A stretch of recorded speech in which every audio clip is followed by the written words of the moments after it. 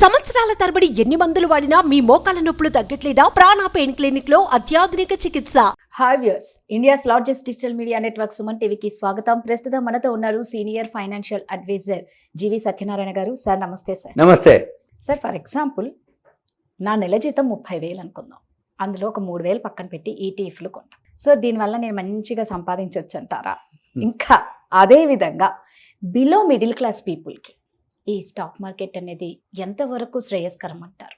జనరల్గా ఇది అందరూ అనుకునేదే. ఎందుకంటే ఎప్పుడైనా కానీ ఎడ్యుకేషన్ అయిపోగానే ఎంతో కొంత ఫస్ట్ శాలరీ 30,000 జీతం రాగానే సేవింగ్ చేయాలి అనుకుంటారు. పాత రోజులకు మారిపోయినాయి. ఇప్పుడు ఒకప్పుడు ఈ చిట్టీలు వేసేది, చిట్ ఫండ్.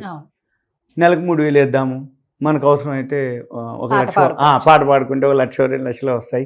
మళ్ళీ మనం ఒక 2 ఏళ్ళు 3 ఏళ్ళు తీసుకుంటే 1,00,000 దేనికైనా కొనుక్కుందాం అనేది ఒకప్పుడు. అయితే ఈ చిట్ల వల్ల ఏమవుతుందంటే అది కూడా ఒక టైపు మోసాలు, లేకపోతే చీటింగు, ఫ్రాడు, ఇక ఇవన్నీ అయిపోతున్నాయి. చిట్ల మీద పోయిండ్రు. ఎందుకంటే మనం సేవింగ్ చేస్తున్నా కమిషన్ రాదు, ఎత్తుకుంటేనో చాలా పే చేయాల్సి వస్తుంది. అందుకని అవి వర్కౌట్ కావు. అట్లా నేను ఈ 3,000కి ఏమొస్తాయి? ఏం రావు. ఇప్పుడు జనరల్గా మ్యూచువల్ ఫండ్స్ జనరల్గా ఏమవుతుందంటే మ్యూచువల్ ఫండ్స్ మంచియే, కానీ అంటే ఎప్పుడో మార్కెట్ పెరిగినప్పుడు వస్తాయి, కానీ మామూలుగా పెద్దగా రాదు. బ్యాంక్ వడ్డీ, పోస్ట్ ఆఫీస్ 3,000 ఉన్నాయి అనుకోండి, చాలా మంది ఏంటంటే సేఫ్టీ అంటుంటారు ఎక్కువ శాతం. అంటే 3,000 ముందు పోగొట్టుకోకుండా చూసుకోవాలనేది సేఫ్టీ. ఇది ఈ సేఫ్టీలో కూడా రిస్క్ అనే ఒక వర్డ్ ఉంటుంది. రిస్క్ అంటే ఏంటిది అంటే పోస్ట్ ఆఫీసులు, బ్యాంకులు, పబ్లిక్ ప్రావిడెంట్ ఫండ్లు, వీటిల్లో మనం డిపాజిట్ చేస్తే సేఫ్టీ ఎక్కువ ఉంటుంది 100%. ఎందుకంటే గవర్నమెంట్ బ్యాంకులు, పోస్ట్ ఆఫీసులు, ప్రావిడెంట్ ఫండ్లు అయితే 100% సేఫ్టీ. వాటిలో రిస్క్ ఏదైతే ఉందో నో రిస్క్ అంటే రిస్క్ ఉండదు ఇక, కానీ రిటర్న్స్ కూడా జీరో. ఎందుకు రిటర్న్స్ జీరో అంటే జనరల్గా ఎలా క్యాల్కులేట్ చేస్తారంటే 7%, 8%, 6% మీరు చేసే డిపాజిట్ టైం పీరియడ్ని బట్టి 6 నెలలు, సంవత్సరం, 2 ఏళ్ళు, ఆ టైం పీరియడ్ని బట్టి మనము 3,000 మంత్లీ చొప్పున ఇట్లా సేవింగ్స్ చేస్తే దానికి రేట్ ఆఫ్ ఇంట్రెస్ట్, సేవింగ్స్ అంటాం మంత్లీ సేవింగ్స్, వీటికి చేస్తే ఒక రకమైన రేట్ ఆఫ్ ఇంట్రెస్ట్లు ఉంటాయి. ఈ రేట్ ఆఫ్ ఇంట్రెస్ట్కి ఇవన్నీ చేస్తే ఇన్ఫ్లేషన్ అని ఇంకోటి ఉంటుంది. అంటే ఇది మనకి 7% రేట్ ఆఫ్ ఇంట్రెస్ట్ వస్తే ఇన్ఫ్లేషన్ కూడా 7% ఉంటే మనం సంవత్సరం తర్వాత ఒక 7% ఇంట్రెస్ట్ మనకి ఏదైతే వస్తుందో, అంటే 1,00,000 రూపాయలు అయినాయి అనుకోండి, 7% వచ్చింది అంటే 7,000 మీకు ఇంట్రెస్ట్ వచ్చింది. ఇన్ఫ్లేషన్ వడ్డీ రేటు, ఇన్ఫ్లేషన్ ద్రవ్యోల్బణం, ఈ ద్రవ్యోల్బణం కూడా ఇన్ఫ్లేషన్ అంటారు. ఇన్ఫ్లేషనే ద్రవ్యోల్బణం అంటే మనం కొనుక్కునే వస్తువుల యొక్క ధరలు సూచి అన్నమాట. ఈ ఇన్ఫ్లేషన్ కూడా ఆల్మోస్ట్ ఆల్ మన ఇంట్రెస్ట్కి దానికి కొంచెం అటు ఇటు ఉంటుంది. అంటే ఏంది, మన 100 రూపాయలు బ్యాంకులో కానీ ఎక్కడైనా డిపాజిట్ చేస్తే వచ్చే రిటర్న్స్ ఏవైతే ఉన్నాయో సేమ్ అన్నమాట, ఇంకేం లేదు మనకి. ఇన్ఫ్లేషన్కి దానికి ఈక్వల్ చేసి అంటే నీ 100 ఉన్నట్టు ఒకటి. ఇక రెండోది, ఇప్పుడు 100 రూపాయలు ఉన్నటువంటి వస్తువు సంవత్సరం తర్వాత 100 ఉండదు, అది 100కి దొరకదు, అది క్వశ్చనే లేదు దాంట్లో. ఏదైనా సరే అంటే ఎందుకు పెరుగుతాయి అంటే ఎప్పుడైతే ఈ క్రూడ్ ఆయిల్ పెరుగుతూ తగ్గుతూ ఉంటుందో, ఇన్ఫ్లేషన్ ఎప్పుడైతే పెరుగుతూ ఉందో వడ్డీ రేట్లు పెంచుతారు. ఈ వడ్డీ రేట్లు పెరిగినప్పుడు మనం తినేవి, తాగే వస్తువులన్నీ కూడా పెంచుతూ ఉంటారు. అంటే ఏంది, ఎప్పుడైతే కొనుక్కునే వస్తువుల ధరలు పెరుగుతాయో ఈ రోజున్న 100 రూపాయల వస్తువు వచ్చే 700కి రాదు. అది 7 రూపాయలు నీకు వడ్డీ వస్తే అది 120, 130, 140 అయి ఉంటుంది. ఇప్పుడు రియల్ ఎస్టేట్ ఉంది ఉదాహరణకి. మొన్నటిదాకా కరోనా టైంలో రియల్ ఎస్టేట్ పోయింది. హైదరాబాద్లో ఇండ్లన్నీ ఖాళీగా ఉన్నాయి. విల్లాలు కూడా 1,00,000 రూపాయలకు దొరికినాయి. పెద్ద పెద్ద విల్లాలు కూడా 15-20 వేలకి కిరాయికి లేరు అన్నవి ఇప్పుడు మనం లేటెస్ట్గా చూస్తున్నాంగా. కోకాపేటలో 100 కోట్లు ఎకరం పలికిందని. ఈరోజు లేటెస్ట్గా ఊరు బయట కూడా 1,00,000 రూపాయలు గజం పలికింది అనమాట. అంటే ఏంది, వితిన్ 2-3 ఇయర్స్లోనే కరోనా పోయిందో లేదో అనగానే రియల్ ఎస్టేట్ ఇండియాలోనే, వరల్డ్లోనే ఇంత హైయెస్ట్ రేట్లు హైదరాబాద్లో లేవు, ఉన్నాయని చెప్తారు. ఇది కూడా అంతే అనమాట. ఎప్పుడైతే మనం కొనుక్కునే వస్తువులు మన కాడున్న 3,000 పెట్టి ఈటీఎఫ్లు కొనవచ్చు. ఈటీఎఫ్లు ఎప్పుడు కొనాలి అంటే మార్కెట్ బాగా డౌన్ ఉన్నప్పుడు ఉపయోగపడతాయి.